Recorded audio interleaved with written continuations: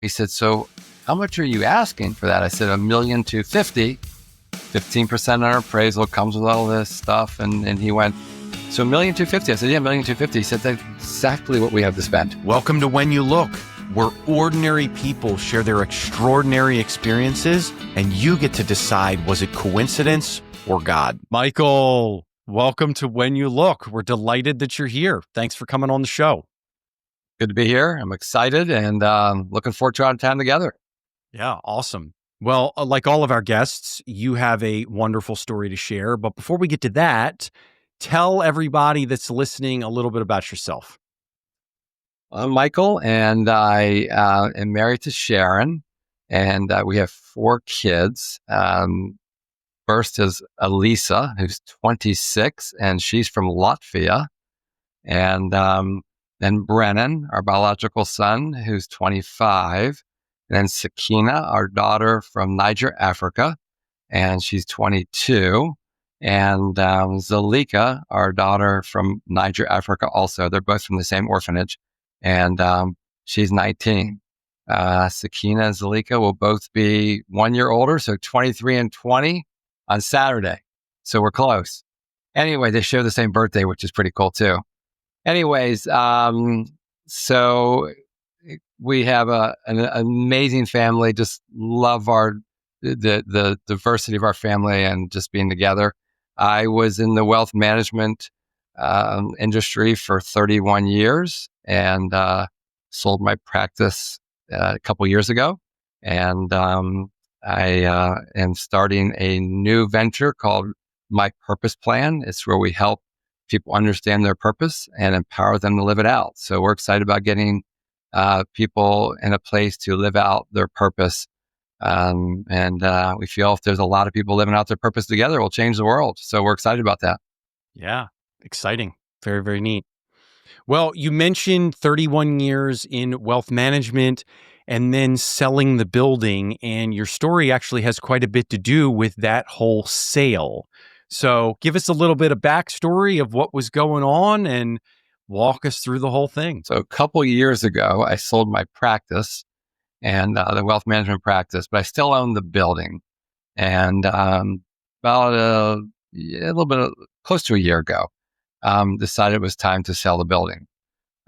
Pretty simple, because the 2 wealth management practices that we had in the building would just buy it. There's really 2 halves of the building, and one would buy one half, one would buy the other half, and everything would just remain the same and just be really simple.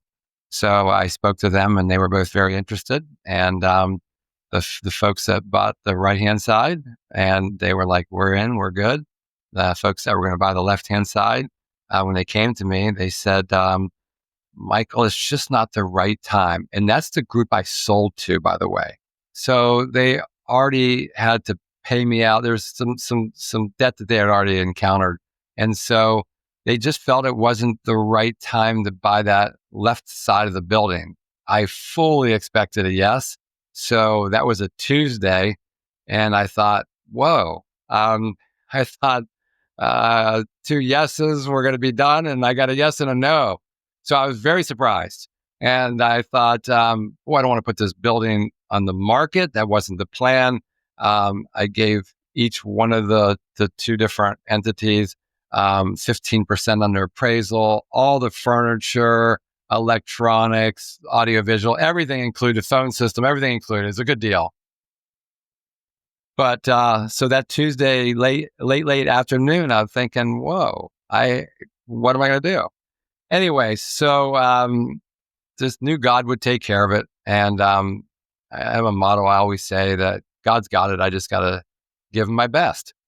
So I had a lunch the next day with a guy named Mike.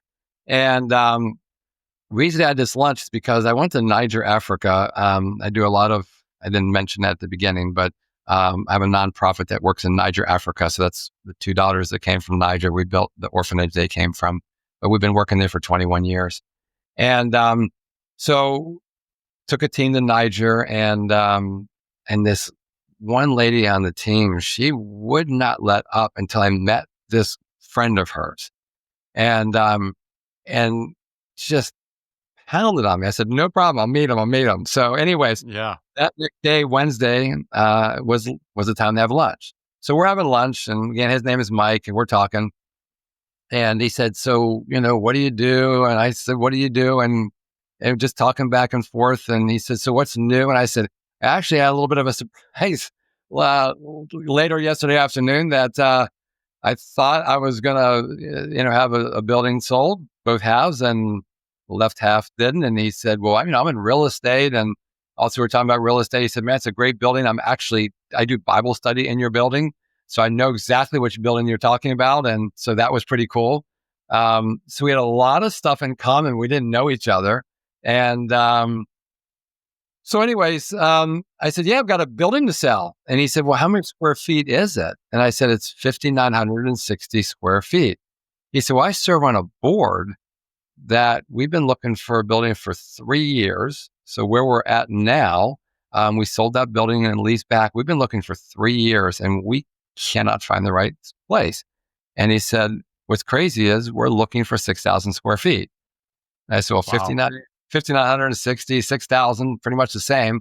And so he said, you need to get a hold of the person who runs the board of that ministry. And I said, I know him super well. I'm actually going to be having lunch with him in a couple of weeks. And he said, no, you need to call him today. I said, sure, no. So anyway, so I call. I said, well, I've got an appointment right after you, but 4:00 this afternoon, I'll call. So I made the call. And he said, I already knew you were going to call. Mike already told me you were going to call. Mike told me about and he said, obviously he knows the building really well too, this guy. And he's been in there multiple times. I know him really well. They also have Bible studies in there and use the building for various things. So he said, that's very similar to what we would be looking for that we haven't been able to find. I would love to actually come and see it from the angle of, possibly buying it. So he said, this is Wednesday. He said, can I come by on Friday? I said, sure. And so at the end of that phone call, he said, so how much are you asking for that? I said, $1,250,000, 15% on our appraisal comes with all this stuff. And he went, so $1,250,000. I said, yeah, $1,250,000. He said, that's exactly what we have to spend. We have $1 million. Wow. That's what we have. So 5,960 square feet versus 6,000, basically the same, $1,250,000 and $1,250,000. And Friday he comes out and he goes, I just want to walk through it with this, this view in mind versus just coming to do Bible study. And he said, Michael, this is perfect for us. I need to get the board to come out. So he says, can I get the board out here on Monday? So sure, this is Friday. So the board comes out on Monday. They walk around, they look at it. And again, most of the board has been in there too, but they walk around and he says, this is exactly what we're looking for. The board needs to spend some time together. And at our next board meeting, which is tomorrow, Tuesday. And I said, okay, very good. So the board then meets, they talk about it. And that Tuesday he says, we're very interested in buying this. We have to do some things to make sure we'll work out from an occupancy because they need to have, we're going to have 100 people and open it up and a big area. And I said, no problem. And I said, we'll hold it for you. And so make a long story short, that was August. And it was about a month later, September, they were able to give me a firm. We want to buy this. And had to get a lot of things done. And they basically closed December 30th. And what's really cool is God had a plan for that building to be sold. And we didn't have to go to market with it. It's amazing how God literally from Tuesday evening to the next Tuesday evening, 1 week, had it basically sold in essence. Right. I mean, you couldn't make that up. Yeah, I'd track with you on that. Yeah. So let's go back to one of the things that you mentioned. You were expecting 2 yeses, and you got a yes and a no from each of those groups. Right. What was that like for you in terms of the emotional reaction at that time when I think you were saying that was a Tuesday? It was a Tuesday, and the other group said, "We're going to buy it. We just got to, just make sure." So I was expecting a yes for the second one, Yeah. um, fully expecting a yes. And no threw me. I was like, "Whoa." Um, for me, and I take this for me. This is easy, and I take it to heart. The Bible says, "Don't worry, don't have fear." I just don't worry. I don't have fear. I just don't have any. So, and so I'm not going to overthink it because people overthink themselves out of the craziest, most amazing things God has for them. So it's just like, all right, God, um, I have a building. I didn't know I was going to have half a building, and I know you got it, and we'll figure it out, and I'll just follow your lead. But yeah, so so Tuesday night, I wasn't worried about it. I was just thinking, I'm gonna have to call a real estate agent and list half a building. It just, and I wanted to, give it for a good price, 50% under, 15% under price, everything I told you about. Just wanted to honor God with some giving in that. That was a part of giving, and so not having an agent in this case made that easy too. And I just really wanted to bless these folks that were buying it. So so yeah, that was it. So the no was very much a surprise, but working in Niger all these years, I'm used to surprises, and surprises don't bother me because God is not a surprise at all to him. I mean, for him, he's like, no surprise. Like, I already have a soul. I just haven't told you how yet. And I know that. So I'm cool with that. Okay, so I'm tracking with you on all of that, but in terms of the no surprises, right? When you say I'm asking 1,000,025, which is a very specific number, okay, and your contact comes back with, well, 1,000,025 is our exact number. What was your reaction at that point? Yeah. Uh, Gosh, I know you're going to find this crazy, but so two things. One is I was just loved it. But at the same time, it just doesn't surprise me that God would do that. Uh, it's just cool to be in the middle. I've been in the middle of so many God things like that. That yeah, I mean, lying to you if I didn't say it was a surprise, but it wasn't a surprise too because I just know God's going to do that, right?